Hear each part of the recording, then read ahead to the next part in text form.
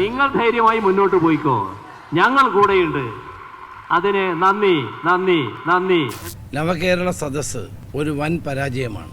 ഒരു ചരിത്ര സംഭവമായി നവകേരള സദസ്സ് മാറി. വളരെ മോശമായ പരിപാടികളാണ്.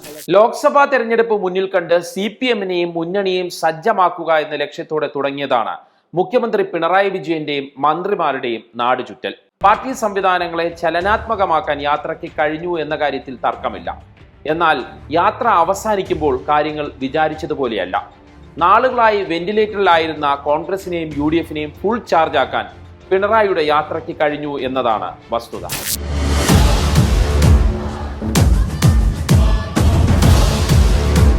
സർക്കാർ പ്രവർത്തനങ്ങൾ ജനങ്ങളിലേക്ക് എത്തിക്കാൻ ജനകീയ മന്ത്രിസഭ ജനങ്ങളിലേക്ക് എന്നതായിരുന്നു യാത്രയുടെ മുദ്രാവാക്യം. സംസ്ഥാനത്തെ സാമ്പത്തികമായി ഞെരുക്കുന്ന കേന്ദ്ര സർക്കാരിനെയും അതിനെ ചോദ്യം ചെയ്യാത്ത പ്രതിപക്ഷത്തിനെയും പരസ്യ വിചാരണ നടത്തണമെന്നും ലക്ഷ്യമിട്ടിരുന്നു. ഏതെല്ലാം തരത്തിൽ നമ്മെ വിഷയിപ്പിക്കാൻ കഴിയും, അതിനാണ് കേന്ദ്ര സർക്കാർ മുൻഗണന കൊടുത്തത്. ഈ രാഷ്ട്രീയ നീക്കം തിരിച്ചറിഞ്ഞ് സദസ്സ് ബഹിഷ്കരിച്ചെങ്കിലും ചില UDF നേതാക്കൾ പൗരപ്രമുഖരായി മുഖ്യമന്ത്രിയുടെ മുന്നിലേക്ക് എത്തിയതോടെ പ്രതിപക്ഷം ആകെ വെട്ടിലായി. ഈ ഘട്ടത്തിലാണ് കല്യാശ്ശേരിയിലെ ജീവൻ രക്ഷാ സഖാക്കളുടെ മാസ് എൻട്രി. DYFIക്കാരുടെ തല്ലും മുഖ്യമന്ത്രിയുടെ പിന്തുണയുമായതോടെ പ്രതിപക്ഷ സമരത്തിന് ജീവൻ വെച്ചു. ആ ജീവൻ രക്ഷാ രീതിയാണ് DYFIക്കാർ സ്വീകരിച്ചത്. അത് മാതൃകാപരമായിരുന്നു. ആ രീതികൾ തുറന്നു പോകണമെന്നാണ് എനിക്ക് അഭ്യർത്ഥിക്കാറുള്ളത്. പിന്നീട് അങ്ങോട്ട് അടിയുടെയും തിരിച്ചടിയുടെയും പൊടിപൂരം. ഇതിനിടെ കളമശ്ശേരി കുസാറ്റിലെ അപകടവും കൊല്ലത്തെ കുട്ടിയുടെ തട്ടിക്കൊണ്ടുപോകലും ഉൾപ്പെടെയുള്ള സംഭവങ്ങൾ.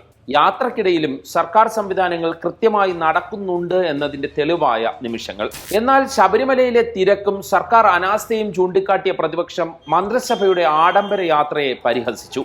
വഴിയരികിൽ നിന്ന് കരിങ്കൊടി കാണിക്കുന്നവരെ തല്ലാൻ നിങ്ങൾക്ക് എന്താണ് അധികാരം? ഇതിനിടെ ഗവർണറും തന്നാലായത് ചെയ്തു. സർവകലാശാല വിഷയത്തിൽ സർക്കാരുമായി നേർക്കുനേർ. തിരുവനന്തപുരത്ത് നടു റോഡിലിറങ്ങിയും കോഴിക്കോട് അങ്ങാടിയിൽ ഇറങ്ങിയും ഗവർണർ സർക്കാരിനെ വെള്ളം കുടിപ്പിച്ചു. Man who is promoting the kind of violence and he is hiring gundas to attack my car.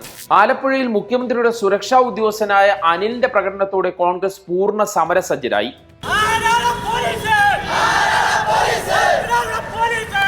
മുഖ്യമന്ത്രിയുടെ സുരക്ഷാ ഉദ്യോഗസ്ഥരുടെ വീടുകളിലേക്ക് മാർച്ച്. സെക്രട്ടേറിയറ്റിന് മുന്നിൽ KSUവും യൂത്ത് കോൺഗ്രസും നിറഞ്ഞാടി.